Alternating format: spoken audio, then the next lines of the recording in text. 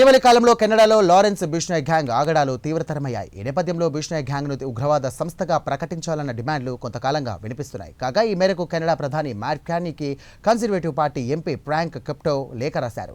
బిష్నోయ్ గ్యాంగ్ను కట్టడి చేయాలని ఆయన కోరారు.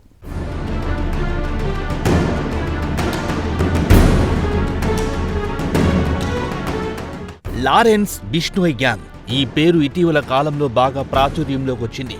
ప్రధానంగా సినీ నటుడు సల్మాన్ ఖాన్ను బెదిరించిన ఘటనతో లారెన్స్ బిష్నోయ్ గ్యాంగ్ ఒక్కసారిగా దేశవ్యాప్తంగా వార్తల్లోకి వచ్చింది. జింకను వేటాడిన కేసులో నీతుడిగా ఉన్న సినీ నటుడు సల్మాన్ ఖాన్ హతమారుస్తామని లారెన్స్ బిష్నోయ్ గ్యాంగ్ గతంలో హెచ్చరికలు జారీ చేసింది.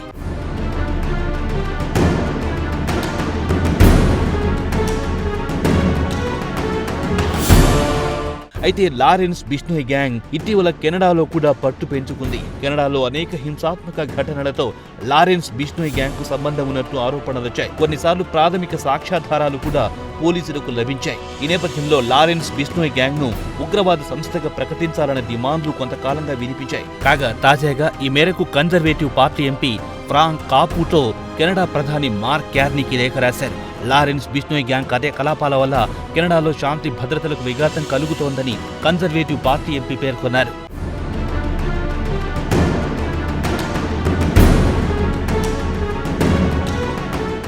అలాగే ఇటీవల కెనడాలోని కపిల్ శర్మ కేఫ్ పై కూడా లారెన్స్ బిష్నోయ్ గ్యాంగ్ 2 సార్లు కాల్పులు జరిపింది. కపిల్ శర్మ తన షోకు అతిథిగా సినీ నటుడు సల్మాన్ ఖాన్ ను పిలిచారు. ఇందుకు ఆగ్రహించిన Lawrence Bishnoi gang Kapil Sharma cafe పై దాడులు చేసింది.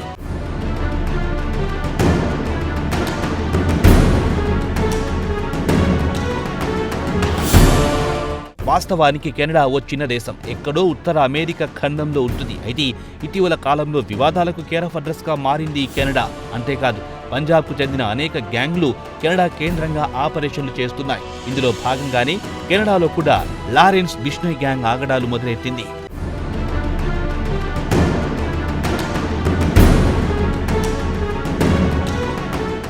అయితే కెనడా రాజకీయాల్లో పంజాబీల పాత్ర ఎక్కువ. పంజాబీలను ఓ పెద్ద ఓటు బ్యాంకుగా కెనడా రాజకీయ నాయకులు భావిస్తుంటారు. దీంతో పంజాబీలైన లారెన్స్ బిష్నోయ్ గ్యాంగ్ ఆగడాలను కూడా ఇప్పటి వరకు కెనడా పట్టించుకోలేదు.